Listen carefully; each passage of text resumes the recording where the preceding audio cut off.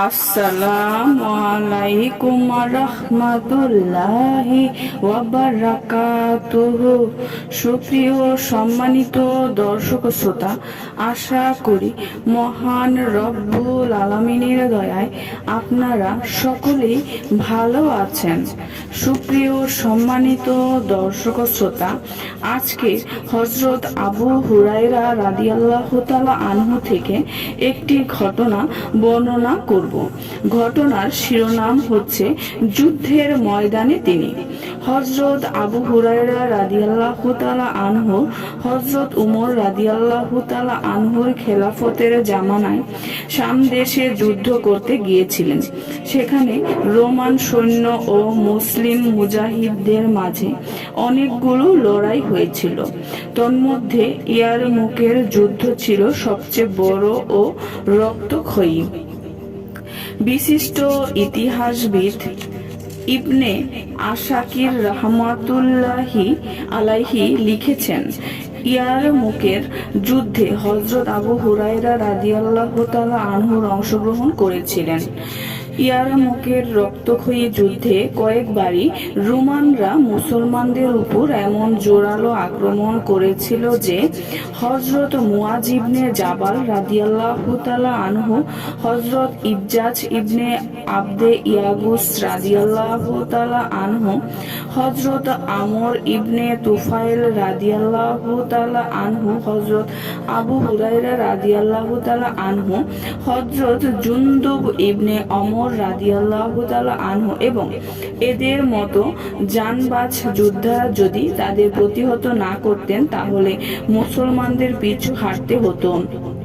এমনই সংকটময় পরিস্থিতিতে রোমানদের বামাক দিকের বাহিনী মুসলমানদের ডান দিকের বাহিনীর উপর প্রচণ্ড আক্রমণ করলে ইজদ গোত্রের মুজাহিদরা শত্রুদের সামনে সীসার মতো অটল হয়ে দণ্ডায়মান হয়ে যান।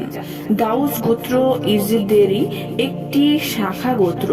তাই ইসলামী বাহিনীর ইজদ গোত্রের দলে হযরত আবু হুরায়রা রাদিয়াল্লাহু তাআলা আনহু ও অন্যান্য দাউসি মুজাহিদ শামিল ছিলেন।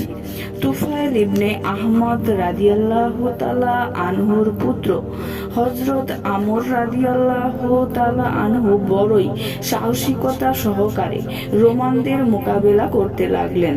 তিনি তরবারি চালিয়ে যাচ্ছিলেন আর আপন গোত্রকে উদ্দেশ্য করে বলেছিলেন, খবরদার, তোমাদের কারণে যেন মুসলমানদের উপর পরাজয়ের কালিমা না লাগে যায়। হযরত জুনদুব ইবনে আমর ইজদি রাদিয়াল্লাহু তাআলা আনহু তার হাতের ঝান্ডা সাজরে হেলিয়ে উচ্চ আওয়াজে বলেছিলেন, হে ইজদ গোত্র, তোমাদের কেউ চিরকাল বেঁচে থাকবে না, আর ততক্ষণ পর্যন্ত তোমরা নিজেদেরকে পাপ ও লাঞ্ছনা থেকে মুক্ত রাখতে পারবে না যতক্ষণ না পুরোপুরি দৃঢ়তার সঙ্গে শত্রুদের মোকাবেলা করো। কান খুলে শুনে নাও, পালায়নকারীর জন্য রয়েছে লাঞ্ছনা আর মৃত্যুবরণকারীর জন্য রয়েছে শাহাদাত। এই রক্ত ঝরা মুহূর্তে হযরত আবু হুরায়রা রাদিয়াল্লাহু তাআলা আনহু সম্মুখে অগ্রসর হয়ে নিজের গোত্রকে উদ্দেশ্য করে বললেন, হে বীরগণ, জান্নাতি বীরেরা তোমাদের অপেক্ষায় রয়েছে। তাদের সাথে মোলাকাত করার জন্য নিজেদেরকে সাজিয়ে নাও। আল্লাহর নৈকট্য ও তার সন্তুষ্টি হাসিলের উদ্দেশ্যে কোমর বেঁধে নেমে পড়ো। সেখানে আমরা দাঁড়িয়ে আছি। পূর্ণ হাসিলের জন্য আল্লাহর নিকট এর থেকে অধিক পছন্দনীয় জায়গা আরেকটি নেই। তার সাহসী ও মুজাহিদ সুলভ কথা শুনে ইজদ গোত্রের বাহাদুররা তার পাশে এসে দাঁড়িয়ে গেল। তারপর সকলে মিলে রোমানদের হামলার এমন করা জবাব দিল যে তারা ফিরে যেতে বাধ্য হলো। সুপ্রিয় সম্মানিত দর্শক শ্রোতা, আজকের ঘটনাটি এই পর্যন্তই। ঘটনাটি যদি ভালো লেগে থাকে অবশ্যই চ্যানেলটি সাবস্ক্রাইব করবেন, লাইক করবেন, কমেন্ট করবেন এবং বেশি বেশি শেয়ার করে দিবেন। সবাই ভালো থাকবেন। আল্লাহ হাফেজ।